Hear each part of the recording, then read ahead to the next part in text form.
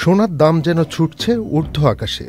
1 ounce সোনা এখন $4,200 সীমা ভেঙে ইতিহাস গড়েছে।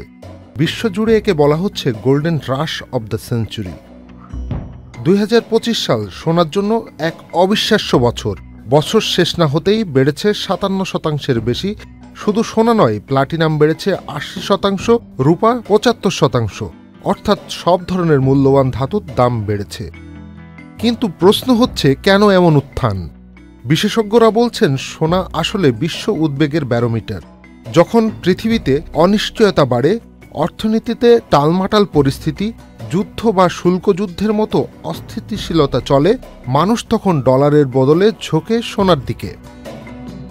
সম্প্রতি যুক্তরাষ্ট্র চীনের শুল্কযুদ্ধ, ফেডের সুদ কমানোর ইঙ্গিত, সব মিলিয়ে বিনিয়োগকারীরা খুঁজছেন নিরাপদ আশ্রয়। চীন, ভারত, এমনকি ইউরোপের দেশগুলো পর্যন্ত তাদের রিজার্ভে দ্রুত সোনা যোগ করছে, কেননা ডলার বা ইউরোর দরপতন হলেও সোনা দাম ধরে রাখবে। বান্ডেল থাকলে প্রতি সেনমানিতে টাকা বাঁচবে। বিকাশ সেনমানি বান্ডেল কিনে জিতুন প্রতি লেনদেনে। রাশিয়া সম্পদ জব্দ হওয়ার পর থেকেই বিশ্বব্যাপী কেন্দ্রীয় ব্যাংকগুলোর সোনা কেনা দ্বিগুণ হয়ে গেছে, প্রতি বছর প্রায় 1000 টন। এমন পরিস্থিতিতে সাধারণ মানুষও সোনার বাজারে ঢুঁ মারছে। কেউ কিনছেন বার, কয়েন, আবার কেউ বিনিয়োগ করছেন গোল্ড ইটিএফে। সোনার পাশাপাশি রূপার দামও দৌড়াচ্ছে সমানতালে।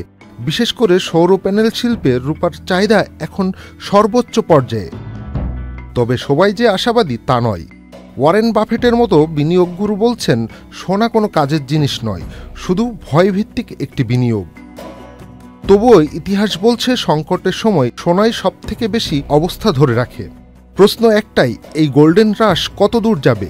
কেউ বলছে দাম ছুঁতে পারে $5000, আবার কেউ বলছে পৃথিবী থেকে যুদ্ধ, শুল্কযুদ্ধের মতো পরিস্থিতি একটু শান্ত হলেই থেমে যাবে সব উন্মাদনা। এটুকু বলা যায়, বিশ্ব যত অনিশ্চয়তার দিকে এগোবে, সোনার চাহিদা ততই বাড়বে। মাহবুব মোর্শেদ, চ্যানেল আই অনলাইন।